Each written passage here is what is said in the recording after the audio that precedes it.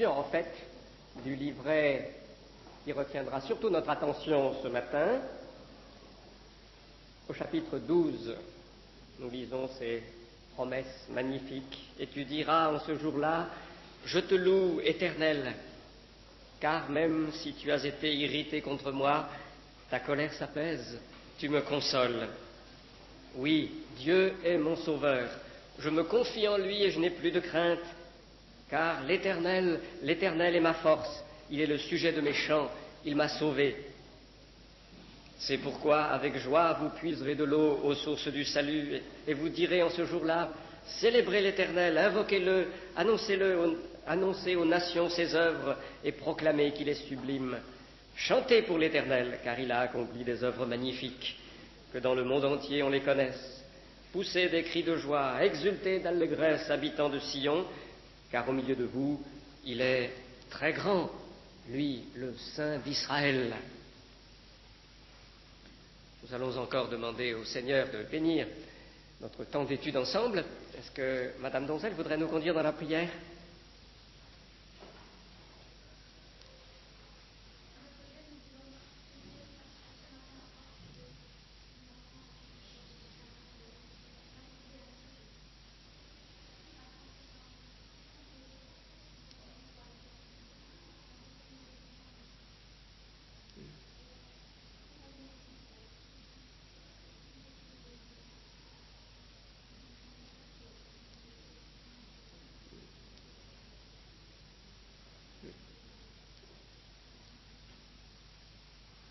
Amen.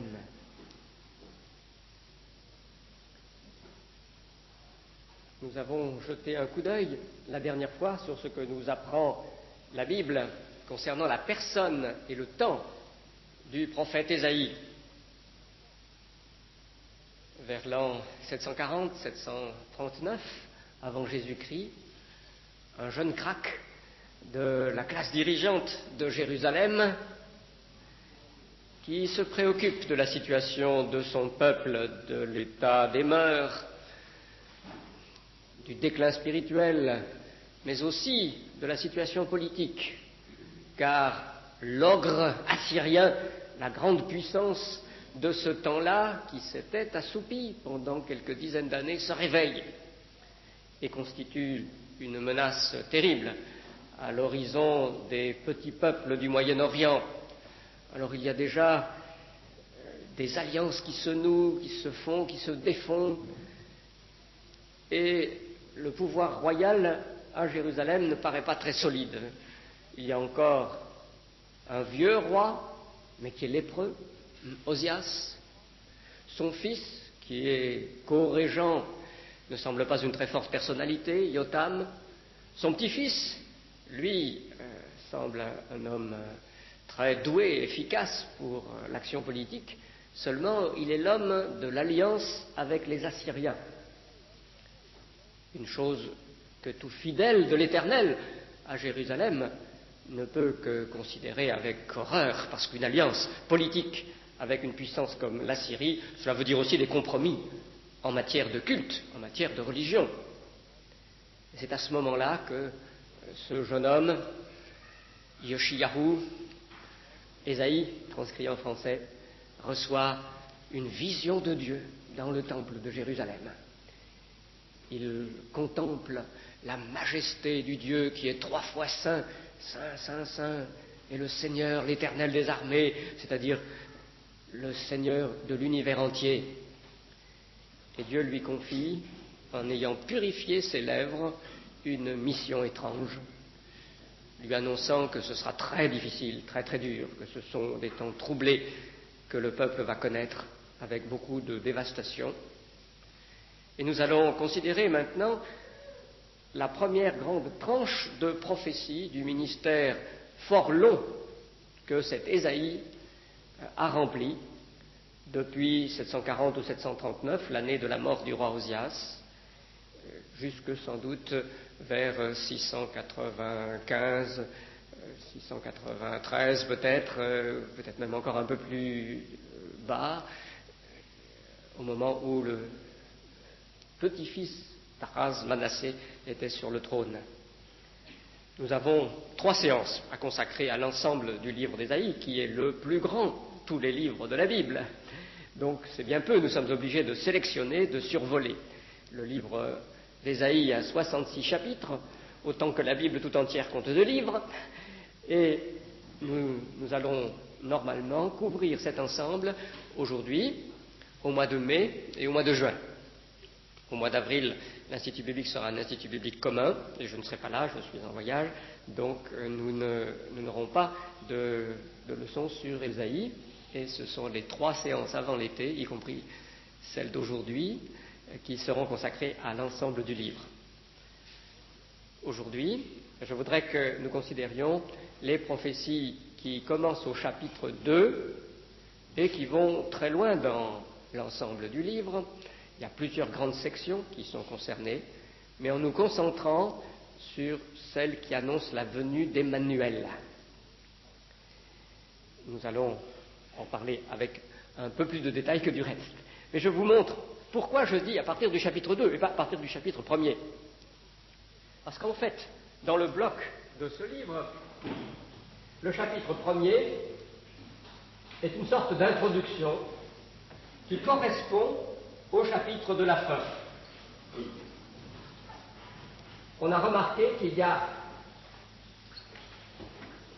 une correspondance dans le vocabulaire choisi qui est tout à fait significative entre le premier chapitre et les 2 derniers. Ce qui prouve que le premier chapitre a été écrit à la fin. La collection complète ayant été faite des prophéties d'Ésaïe, il a fait une introduction pour convenir à l'ensemble. Mais vous savez, c'est souvent comme ça, quand on écrit un livre, on fait l'introduction en dernier lieu. On n'écrit pas d'abord ce qui se lira d'abord, mais souvent on l'écrit tout à la fin, quand on a une idée bien nette de l'ensemble. Ce qui veut dire que le chapitre 1er ne vient pas de la première partie du ministère de ce prophète, mais au contraire de sa toute dernière, comme le prouvent ces associations de vocabulaire si nettes entre le début et la fin. Alors c'est à partir du chapitre 2 qu'il y a le premier gros morceau. Le premier gros morceau, c'est l'ensemble des chapitres 2 à 12, et vous pouvez d'ailleurs voir qu'au début du chapitre 2, il y a un titre. C'est le titre de la première collection des prophéties d'Ésaïe. Vous avez, au début du chapitre 2, j'utilise aussi la Bible du Semeur, c'est celle que j'ai apportée aujourd'hui. Voici le message que Dieu a révélé à Ésaïe, fils d'Amoz, au sujet de Juda et de Jérusalem. Vous avez un premier ensemble qui commence au chapitre 2 et qui semble bien correspondre aux prophéties qui ont été données à Ésaïe quand il était encore assez jeune. Alors je vais jusqu'au chapitre 12, mais nous allons distinguer à l'intérieur encore des éléments différents. Après le chapitre 12, vous avez une grande section qui, au lieu d'être sur Juda et Jérusalem comme 2:12, concerne essentiellement, avec une exception qu'on peut expliquer, les peuples étrangers. Chapitre 13 à 23, vous avez un nouveau bloc qui vient sans doute de la jeunesse du prophète, mais peut-être aussi d'autres périodes de sa vie, qui concerne les nations voisines, plus ou moins voisines.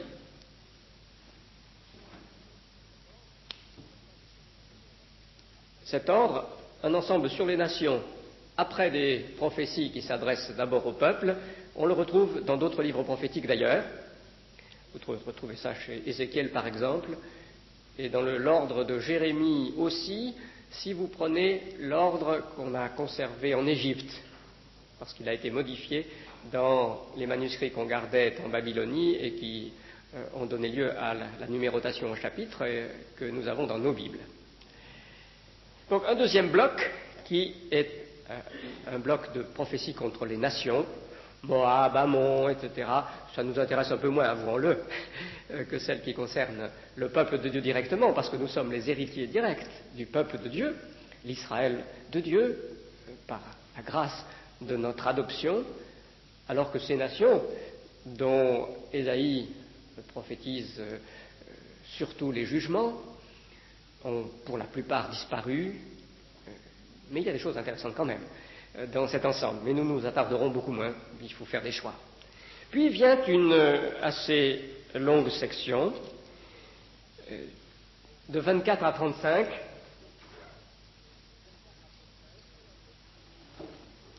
qui semble regarder un peu plus loin que les prophéties antérieures, bien qu'elles regardent loin aussi, qui souligne les grands bouleversements que Dieu va produire, qui entrelacent divers grands thèmes. Il y a des prophéties à court terme, il y a des prophéties à long terme, mais le thème du grand bouleversement que Dieu opère est sans doute le thème qui fait l'unité de cette section assez diverse, qui est la section 24 à 35. Et elle commence, si nous avons le temps, nous en dirons quelques mots, elle commence par un ensemble, 24 à 27, les chapitres 24 à 27, qui est très très beau, où apparaît clairement le thème du conflit des deux cités. Vous savez que saint Augustin, ce père de l'Église auquel nous devons tant, a écrit un livre intitulé La Cité de Dieu, qui montre comment toute l'histoire est l'histoire du conflit de la cité terrestre, qui est la cité du péché également, et puis la cité de Dieu, dont l'Église est la représentante sur la terre. Dans la Bible, vous avez déjà ce thème, dans l'Apocalypse de Jean, il intervient aussi très fortement. Babylone la grande, la cité païenne, et puis Jérusalem, la Jérusalem de Dieu.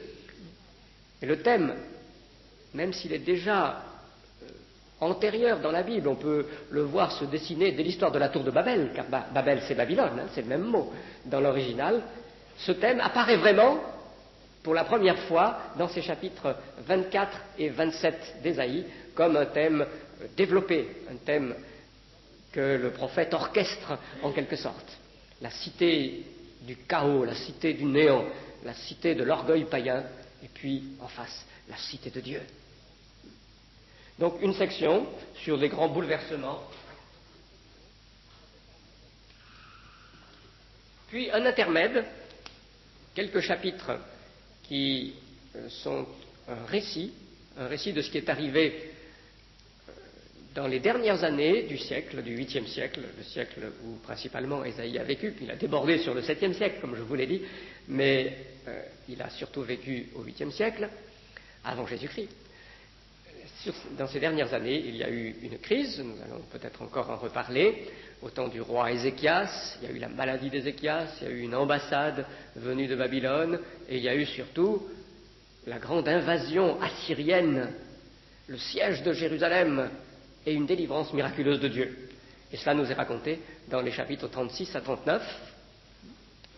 Donc un intermède historique, où vous trouvez d'ailleurs presque l'équivalent de ce qu'on a dans le livre des rois. Les mêmes chapitres se retrouvent presque tels quels dans le livre des rois. Probablement, l'éditeur du livre des rois a utilisé le texte d'Ésaïe, ou un mémoire que Ésaïe avait fait sur cette période pour l'inclure dans le livre des rois. Donc intermède historique. Et puis enfin, 40 à 66, vous avez des visions qui paraissent à plus long terme et qui sont très riches et développées, que sans doute Ésaïe a reçu comme vision, et puis qu'il a composé, mise par écrit, de manière très méditée, très mûrie, dans une sorte de retraite, plus âgée. Alors, dans cet ensemble 40 à 66, il y a d'abord un certain nombre de prophéties où le thème du serviteur est au premier plan. Et parmi ces prophéties, il y en a qui concernent un personnage particulier, le serviteur appelé à souffrir, le serviteur de l'Éternel, le serviteur souffrant, qui est à coup sûr, le Nouveau Testament nous le montre sans la moindre hésitation, qui est à coup sûr notre Seigneur Jésus lui-même. Alors ces passages sont très importants pour notre foi, et nous devrons nous arrêter sur eux, mais après ces passages, il y a encore, jusqu'au chapitre 66, beaucoup de grandes et belles prophéties. Alors, grosso modo, je compte qu'aujourd'hui, nous survolions ceci avec accent sur ce premier livret. Et puis, que lors de notre notre institut biblique de mai, nous considérions surtout les prophéties du serviteur dans la première partie de cet ensemble 40 à 66, et puis que dans la dernière partie, nous voyons le reste, pour boucler ce qui sera donc un grand survol du livre d'Ésaïe. Aujourd'hui, donc, nous prenons la situation telle qu'elle apparaît au moment où Ésaïe est appelé au ministère. Il est encore tout jeune, il a eu la vision de la gloire de Dieu dans le temple. C'est Osias pour quelques mois qui est encore le roi, mais il va mourir, Jotham va lui succéder, et peu après, Ahaz va prendre le pouvoir, effectivement. Ahaz, ou Akaz si vous préférez, mais ça se prononce en hébreu Ahaz.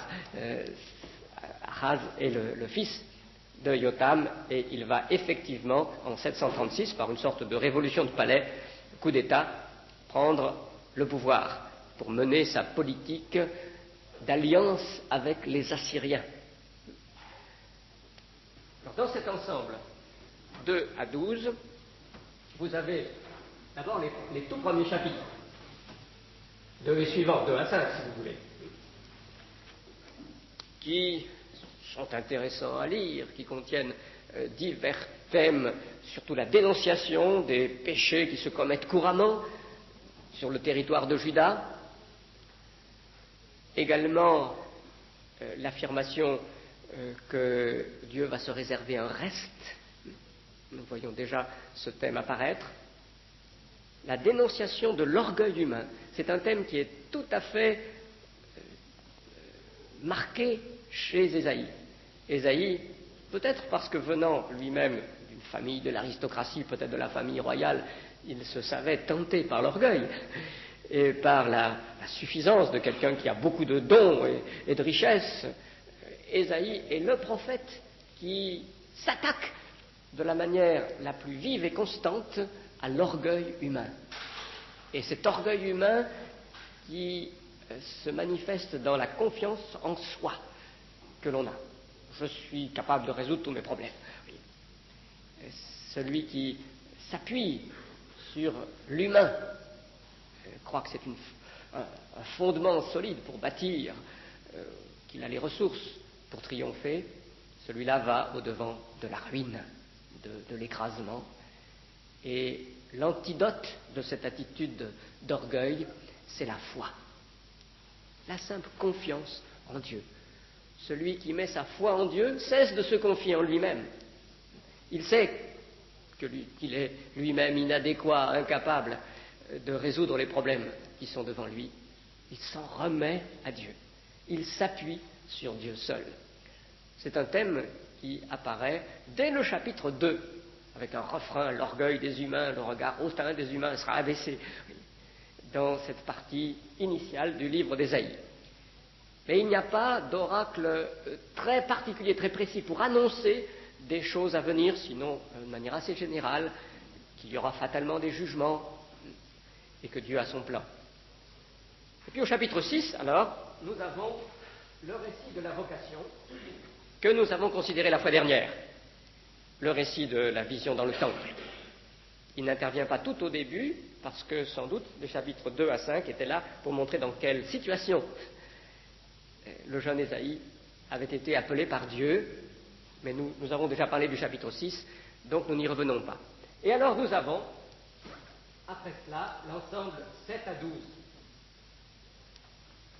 L'ensemble 7 à 12, qui est très très habilement construit, c'est un ensemble bien composé, dont nous avons lu donc la fin, puisque nous avons lu le chapitre 12. Cet ensemble-là se caractérise par le retour de certaines images typiques, par exemple. L'image de l'arbre qu'on abat, mais aussi du rejeton qui pousse, de la souche qui reste en terre. Cette image était apparue à la fin du chapitre 6, nous l'avions déjà noté, et elle est caractéristique de ces chapitres 7 à 12. L'arbre, le cèdre du Liban, le grand térébinthe, représente bien l'orgueil humain. Et l'annonce du jugement est faite sous la figure de la hache, du bûcheron qui abat ce grand arbre orgueilleux. Mais la grâce de Dieu se manifestera par l'émergence d'une petite pousse qui rejaillira de la base de ce tronc coupé. Ça, c'est une des images qui revient. Une autre image qui revient, qui est intéressante, c'est celle de l'eau, des eaux. D'une part, les eaux sont un symbole de jugement.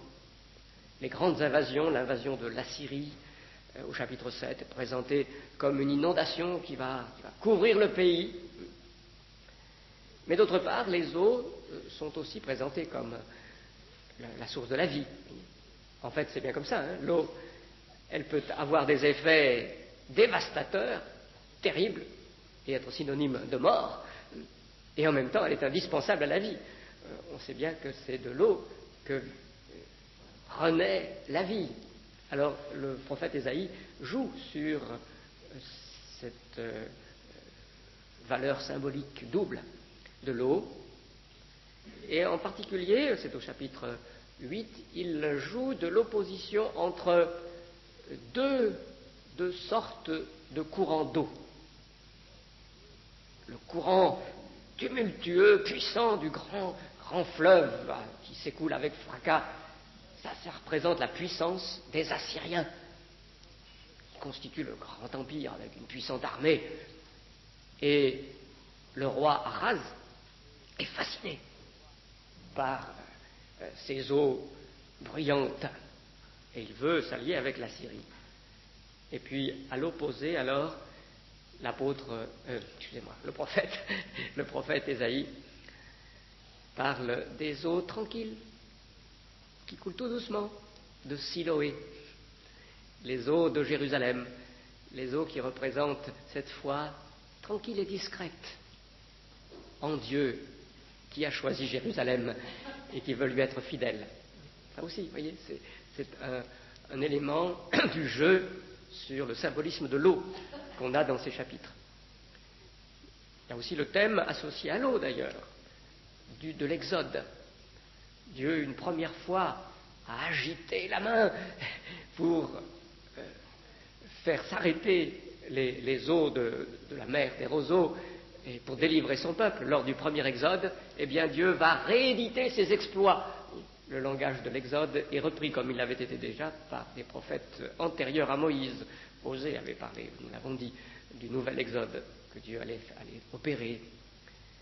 Et puis, il y a aussi une image qui est très intéressante, qui ne revient pas souvent dans 7 à 12, mais qui sera reprise plus tard dans le livre. Alors, je la mentionne aussi, parce que c'est intéressant de voir que le prophète Ésaïe a joué comme ça d'un jeu d'images clés.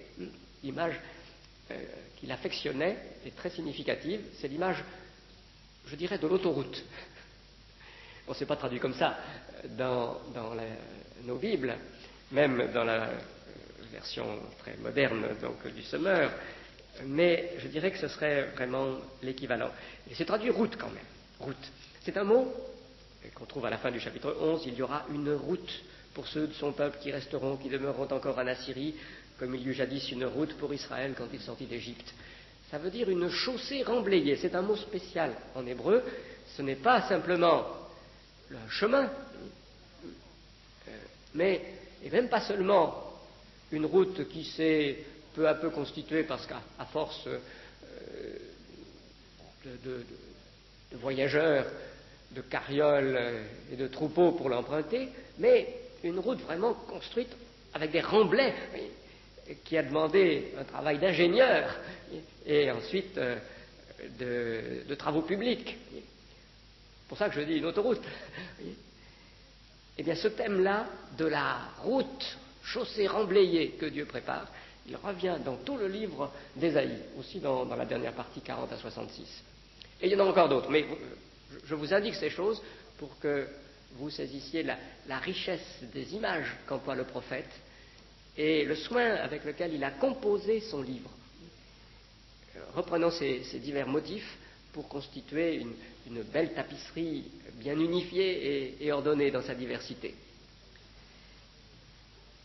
Dans ces chapitres 7 à 12, c'est la menace des Assyriens qui est le fait politique qui ressort avec le plus de netteté, c'est la grandeur, si vous voulez, qui apparaît sur l'horizon, mais avec aussi toutes les conséquences pour les citoyens de Jérusalem.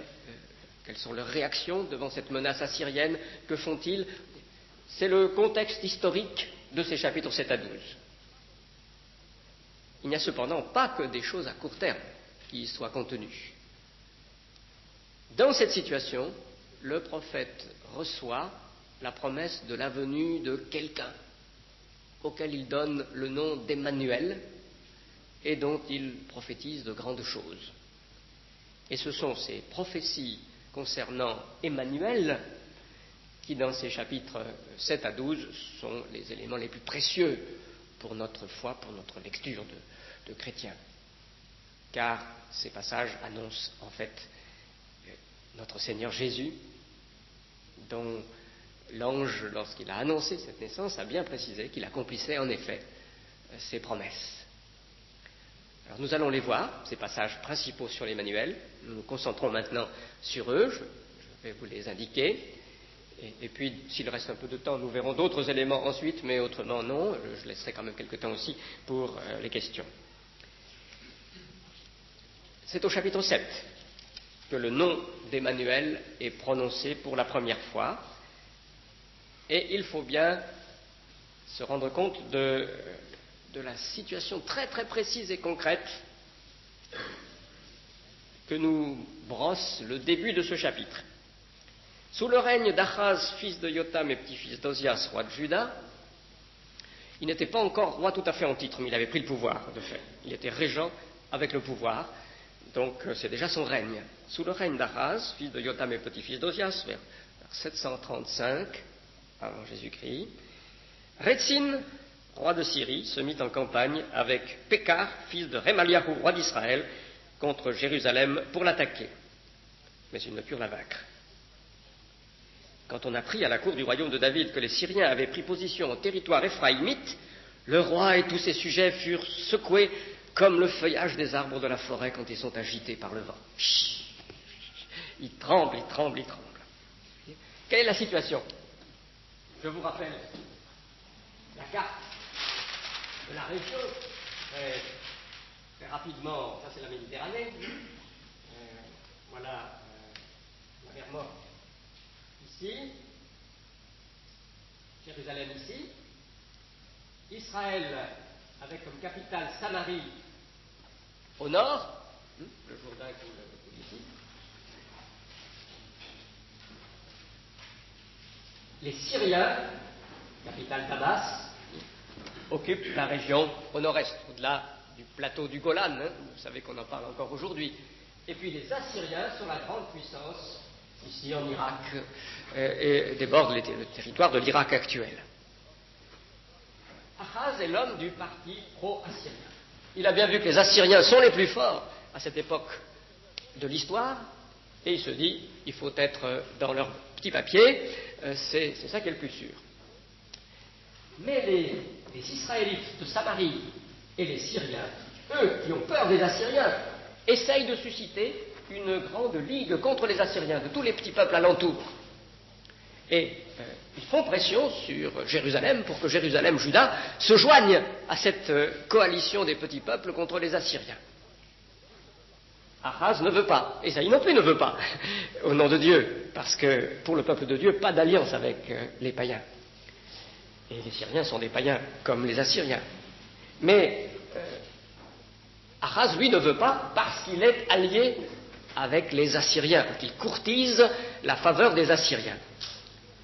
Et alors, en 735, la situation devient très critique pour lui, parce que les Assyriens, ils sont les plus forts, mais ils sont loin. Or, les Syriens, avec Rétzin à leur tête, et les Israélites du royaume du Nord, avec Samarie comme capitale, et Pékar comme leur roi, leur chef, ont décidé de se mettre en campagne pour réduire à leur merci le petit peuple de Juda, le roi Achaz. En fait, ils ont déjà prévu de le remplacer. Ils entrent en campagne contre Juda qui se veut allié des Assyriens.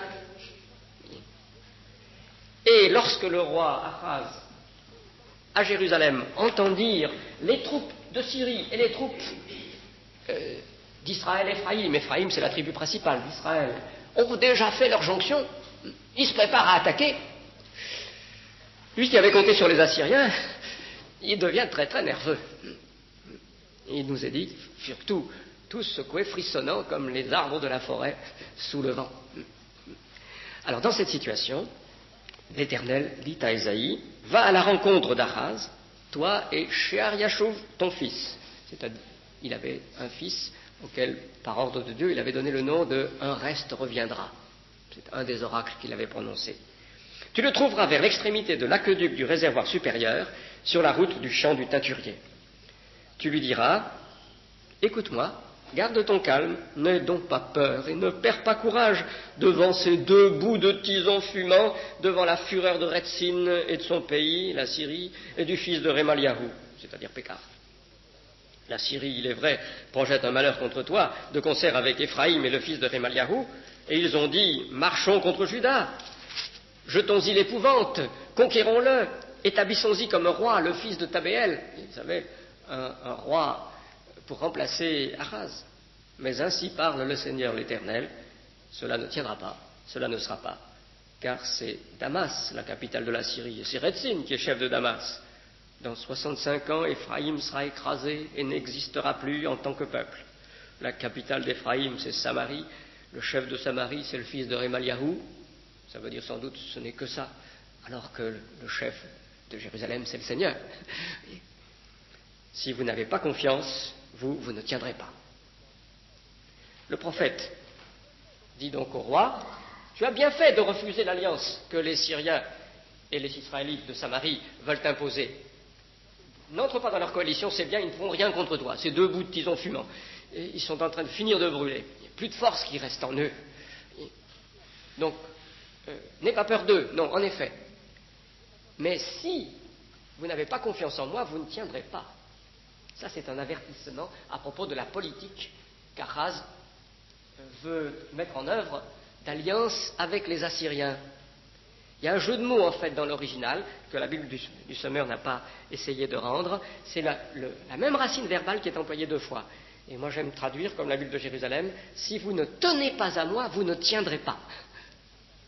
La Bible à la Colombe, elle aussi, a essayé de rendre le jeu de mots. Si vous n'êtes pas ferme dans votre confiance, vous ne serez pas affermi dans votre défense. Si vous ne prenez pas le Seigneur pour appui, si tu prends pour appui les Assyriens, en fait, tu ne tiendras pas. Ce sera trompeur. C'est un avertissement en même temps, un encouragement par rapport à l'attaque des Syriens et Samaritains, mais un avertissement. Et le roi le comprend très bien, parce que l'Éternel continue, l'Éternel parle à nouveau à Achaz et dit « Demande pour toi un signe extraordinaire à l'Éternel ton Dieu, soit dans les régions d'en bas, soit dans les lieux élevés. » Dieu, par la bouche du prophète, lui propose un miracle pour mettre en quelque sorte un sceau à la promesse qui vient d'être faite. Tu n'as rien à craindre des Syriens, seulement mets ta confiance en moi seul. Il lui propose un miracle pour authentifier cette parole. Et alors, que répond le roi Achaz ? Je n'en demanderai pas, je ne veux pas provoquer l'Éternel. Traduit autrement, je ne tenterai pas l'Éternel. C'est une réponse hypocrite, une réponse faussement pieuse. Il reprend l'expression, tu ne tenteras pas le Seigneur ton Dieu. Mais en fait, c'est qu'il sait très bien que s'il y a un miracle, et il croit au miracle, hein, il sait bien que Dieu peut faire un miracle. Mais il sait très bien que s'il y a un miracle, alors il sera coincé, qui ne pourra plus mener sa politique. Tout le peuple aura vu le miracle produit par Dieu, et il faudra qu'il s'en tienne à la seule confiance en Dieu, ce qu'il ne veut pas. Alors, voyez, il s'en tire par cette réponse tordue. Et alors Ésaïe, à ce moment-là, réplique « Écoutez donc, dynastie de David, ne vous suffit-il pas de mettre à dure épreuve la patience des hommes, pour qu'il vous faille encore lasser aussi mon Dieu? C'est pourquoi le Seigneur vous donnera lui-même un signe. Voici, la jeune fille sera enceinte, et elle enfantera un fils, et elle lui donnera pour nom Emmanuel, ce qui signifie Dieu avec nous. » Il mangera de la crème et du miel jusqu'à ce qu'il apprenne à rejeter le mal et à choisir le bien. Mais avant que l'enfant apprenne à rejeter le mal et à choisir le bien, les pays des 2 rois que tu crains aujourd'hui seront abandonnés. L'Éternel fera survenir contre toi et ton peuple, contre ta dynastie, des jours comme jamais il n'y en a eu de tels depuis l'époque où Éphraïm s'est coupé de Juda. Il adviendra en ce jour-là que l'Éternel appellera par un coup de sifflet les mouches qui sont à l'extrémité des fleuves de l'Égypte et les abeilles d'Assyrie. Elles viendront, se poseront dans toutes les ravins abrupts, dans toutes les fentes des rochers, dans tous les fourrés broussailleux et tous les pâturages. En ce jour-là, le Seigneur rasera avec un rasoir pris à gage au-delà de l'Euphrate. Il s'agit du roi d'Assyrie. Oui, il vous rasera la tête et tous les poils du corps, et il vous coupera aussi la barbe. Qu'est-ce que ça veut dire tout ça? C'est ça le premier grand oracle. Tu refuses un miracle, Ahaz, et tu montres ainsi que tu te détournes de la voie de Dieu. Eh bien, Dieu va prendre l'initiative, lui, de produire un signe. Il ne sera pas frustré, bloqué dans la réalisation de ses desseins par ton mauvais vouloir. Un enfant va naître. Un enfant va naître, il sera tout différent de toi. Il sera Dieu avec nous.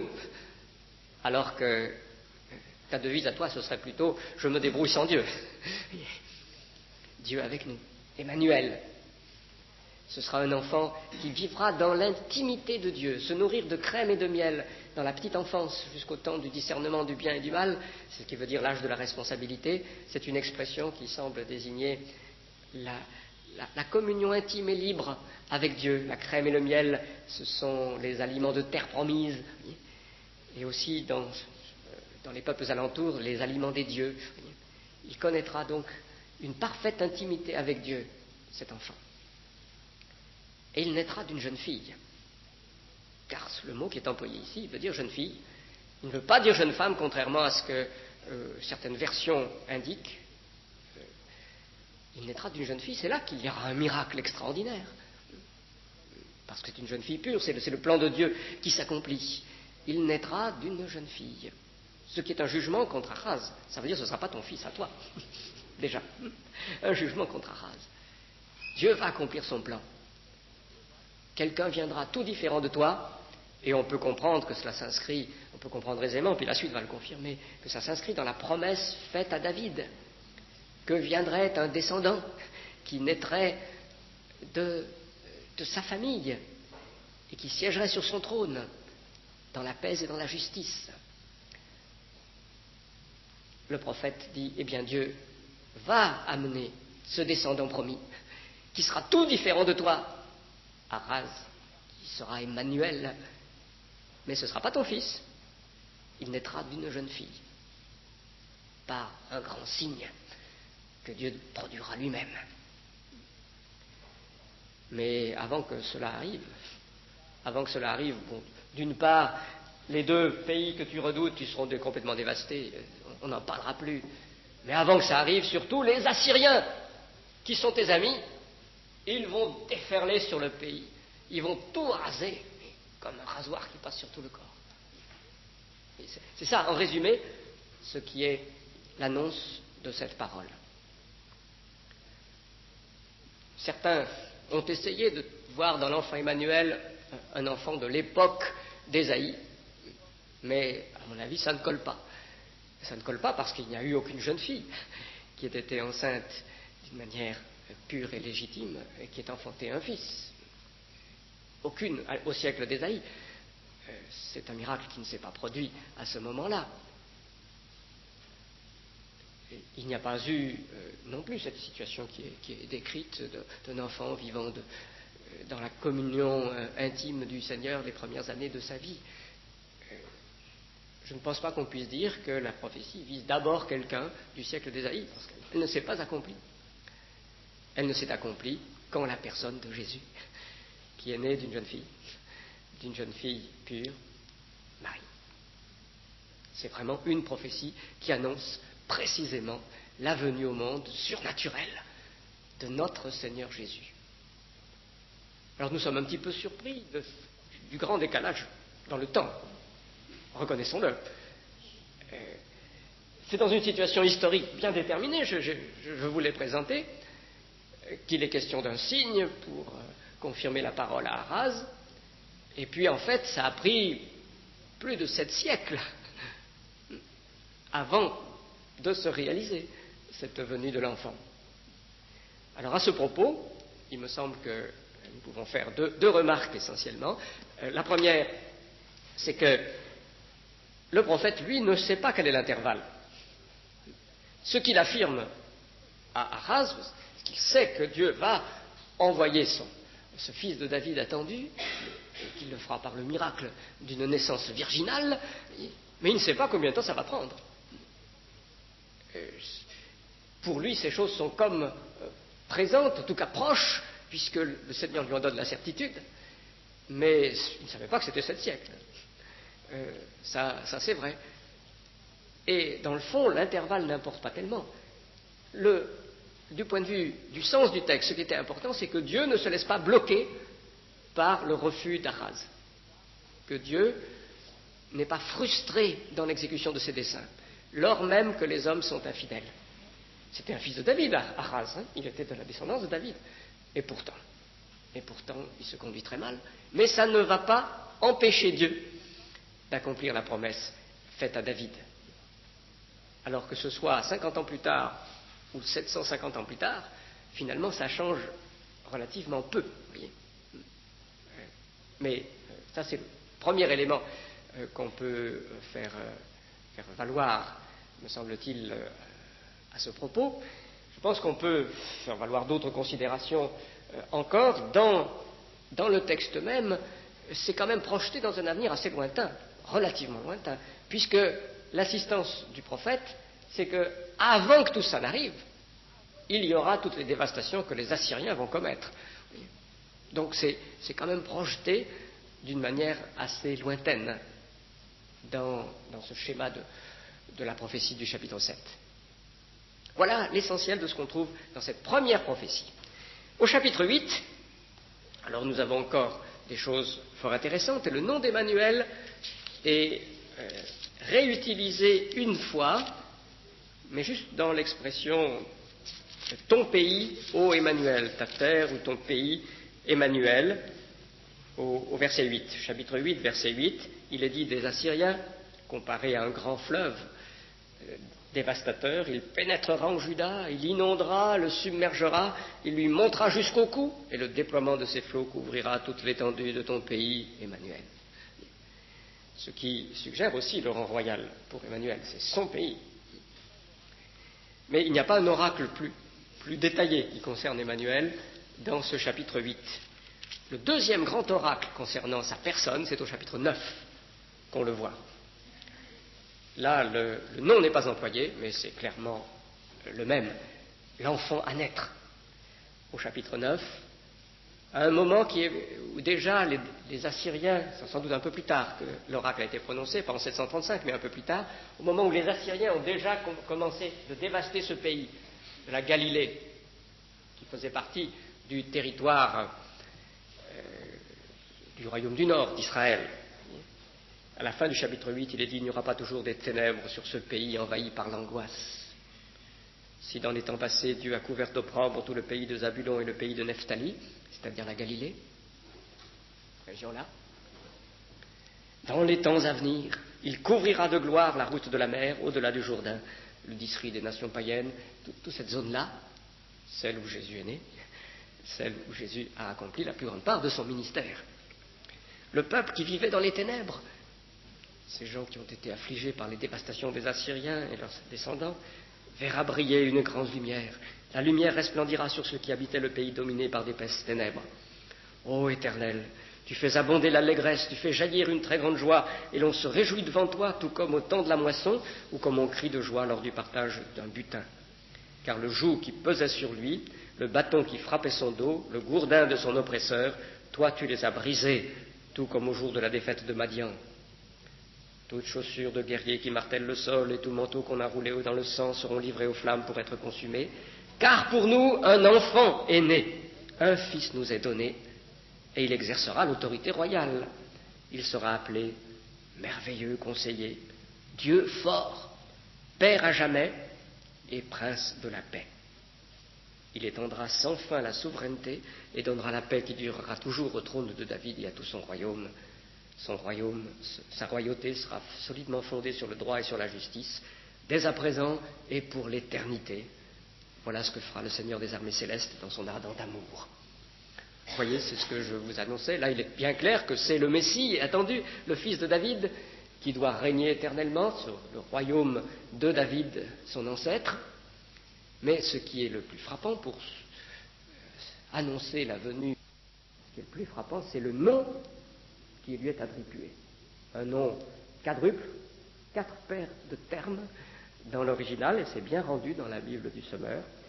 Prince de la paix, oui, c'est en 2 mots seulement en hébreu, prince paix. Prince de la paix, ce qui correspond au thème général du passage, mais aussi merveilleux conseiller. Le mot merveilleux a un sens très fort dans l'Ancien Testament, c'est ce qui dépasse les pouvoirs humains, ce qui est en langage philosophique d'aujourd'hui transcendant.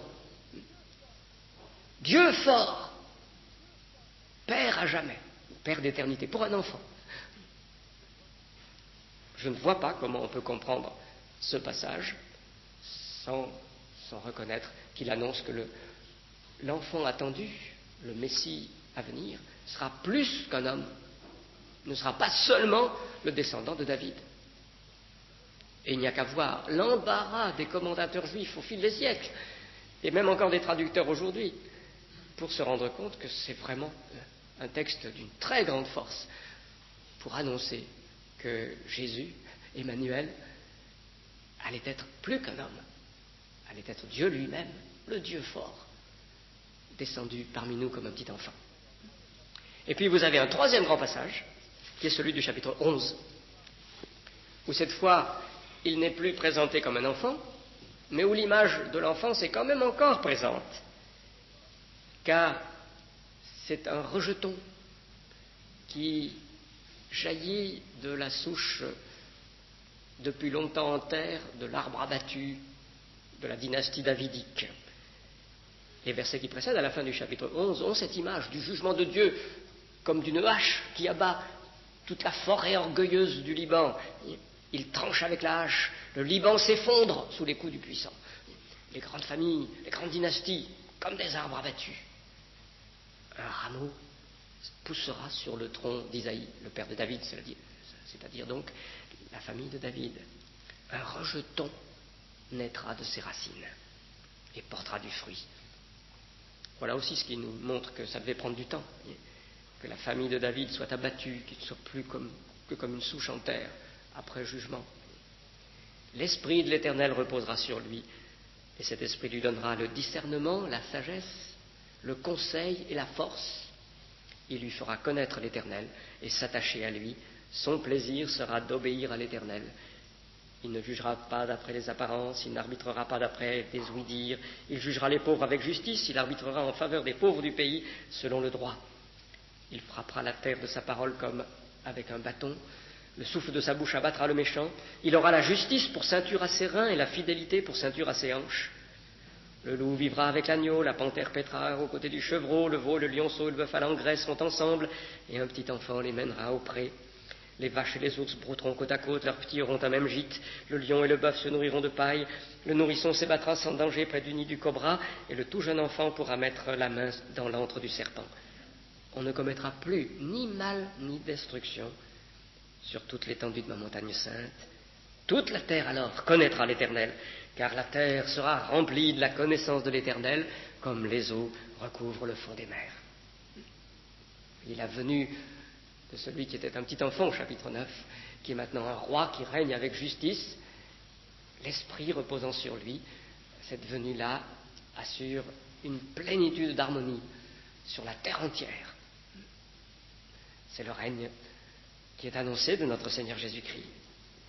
Et alors la deuxième partie du chapitre joint cette annonce du règne d'Emmanuel, c'est toujours lui, avec la promesse du nouvel exode, d'une libération comme celle que Dieu a faite la première fois lorsqu'il a libéré Israël d'Égypte. Il adviendra en ce jour-là que le descendant d'Isaïe se dressera comme un étendard pour les peuples, et toutes les nations se tourneront vers lui, et le lieu où il se tiendra resplendiront de gloire. Ce jour-là, le Seigneur interviendra une seconde fois pour libérer le reste de son peuple, qui aura subsisté en Assyrie, en Égypte, à Patros, en Éthiopie, Élam, en Bylonie, à Hamath, dans les régions côtières. Il dressera son étendard pour les nations. Quant aux exilés d'Israël, il les rassemblera, et les dispersés de Juda, il les regroupera des quatre coins du monde. Un nouvel exode, car le Seigneur interviendra une seconde fois, ça se rapporte à la première fois de l'exode. Dieu avait libéré son peuple d'Égypte. Cette fois, c'est d'un exil dans tous les pays alentours que le nouvel exode les tirera, et puis pas seulement pour des Israélites, pour toutes les nations qui deviendront à son peuple en se tournant vers lui, ce qui montre que ce n'est pas seulement un retour géographique de l'exil, que le nouvel exode est un nouvel exode spirituel, où il s'agit d'être délivré non seulement d'une captivité terrestre, mais de la captivité du péché, de la culpabilité, de la condamnation. On voit d'ailleurs à la fin du chapitre, et puis j'achève là-dessus, je n'ai pas pris encore tout à fait une heure, mais je crois qu'il faut quelques minutes de questions.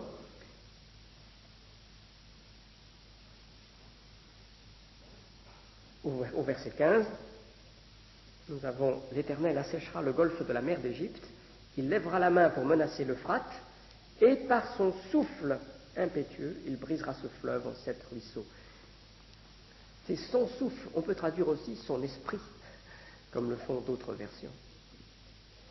Ce qui était seulement un vent violent du désert, dans le récit du premier exode, devient le souffle de Dieu lui-même, dans ce nouvel exode qui est ici en cause, ce qui montre qu'il y a une transposition sur le plan spirituel.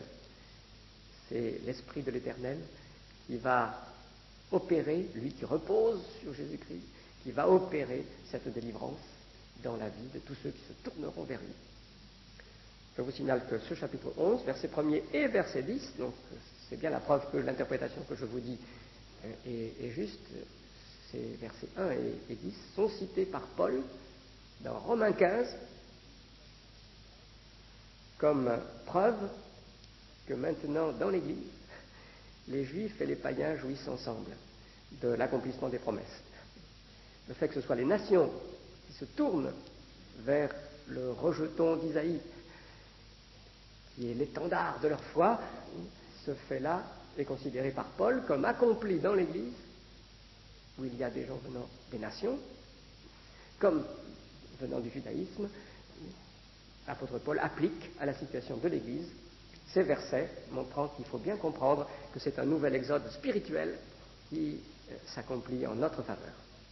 Voilà donc un petit survol des prophéties de la première partie du ministère d'Ésaïe. Alors, je ne sais pas si vous avez une de questions à poser. Oui, M. Gendrel.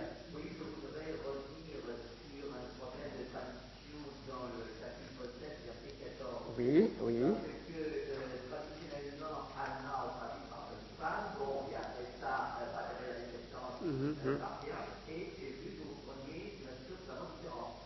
Oui, donc, oui. il y a un peu de d'Isaïe quand même considéré. Oui. Alors, le mot qui est employé au chapitre 7 et au verset 14, comme vient de le préciser M. Gendrel, c'est le mot hébreu alma. Alma, qui est la forme féminine d'un mot qui existe aussi au masculin, elem, désignant un adolescent. C'est à peu près la traduction qui serait la meilleure pour le masculin. La version faite par les Juifs avant la venue de Jésus, de ce passage, la version dite des Septante, a traduit par un mot en grec, parthénos, qui signifie vierge. Ce qui semble montrer que ces Juifs de l'époque, qui devaient quand même savoir assez bien l'hébreu, avaient donné le sens de jeune fille, et en pensant qu'elle devait être vierge, à ce terme alma. Mais, par la suite, des gens ont contesté que ce soit le sens juste de ce terme. Pourtant, Matthieu, lui, qui cite la version grecque, puisqu'il écrit en grec, souligne précisément cela à propos de Marie, que c'est parthénos. Elle était une vierge, elle était seulement fiancée, donc elle n'avait pas connu d'homme. Et il utilise ce terme, et cette prophétie, il la cite. Mais beaucoup de gens, après, ont contesté en disant, en fait, Alma veut dire jeune femme, simplement. Et donc, ce n'était pas forcément Marie, c'était déjà une femme de l'époque d'Ésaïe, qui était en cause. Ça a déjà été dit par un certain rabbin, Tryphon, surnommé le Juif, qui discutait avec un des premiers pères de l'Église, Justin Martyr, au milieu du IIe siècle. Et puis ça a été redit par beaucoup d'autres, et c'est redit aujourd'hui par un certain nombre de spécialistes, de savants critiques, et ça se retrouve dans un certain nombre de traductions aussi. J'ai étudié ce dossier avec l'aide de spécialistes évangéliques. Moi, je ne peux pas m'appeler un spécialiste, mais en particulier ce très grand savant qui enseignait à Philadelphie, Edward Young, et je suis persuadé que ces savants critiques d'aujourd'hui qui traduisent jeune femme ont tort, que ce n'est pas jeune femme qui est le sens de ce mot. Et j'aime citer à ce propos, le débat il est vieux, hein, il dure depuis des siècles, ce que Luther avait dit. Luther avait parié 100 florins que personne ne pourrait prouver que Alma signifie jeune femme. Et comme le disait celui qui citait cela, c'était Wilhelm Fischer, en notre temps, c'est comme ça que je sais que Luther avait lancé ce défi et ce pari. Les héritiers de Luther peuvent devenir tranquilles. Personne n'a réussi jusqu'à ce jour à montrer que Alma peut avoir le sens jeune femme. Il y a 7 ou 8 occurrences du terme Alma dans l'Ancien Testament. Pour aucune d'entre elles, on ne peut prouver que c'est une jeune femme. Dans plusieurs cas, c'est clairement une jeune fille. Dans 2 ou 3 cas, on peut se demander, c'est pas clair dans le contexte, mais nulle part il n'est prouvé que ce soit jeune femme. Alors, avec l'autorité de cette traduction ancienne faite par des Juifs en langue grecque, avec cette batterie de textes de l'Ancien Testament, je conclus que Luther a raison, que c'est jeune fille qui est la traduction la plus juste. Alors, j'étais revenu un petit peu là-dessus. Sur ces prophéties, je vous signale que j'ai publié il y a maintenant un certain nombre d'années, une douzaine d'années, quinzaine d'années, je ne sais plus, une série d'articles dans le christianisme au XXe siècle sur ces prophéties de l'Emmanuel. Donc vous trouverez plus en détail ce que j'ai résumé aujourd'hui, y compris la discussion sur Alma. Oui, mademoiselle Ferrand.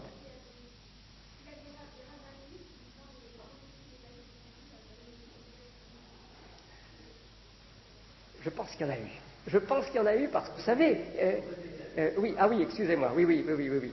Donc, mademoiselle Sorante demande s'il y a eu des rabbins juifs qui, lisant le prophète Ésaïe, ont reconnu que Jésus était le Messie annoncé.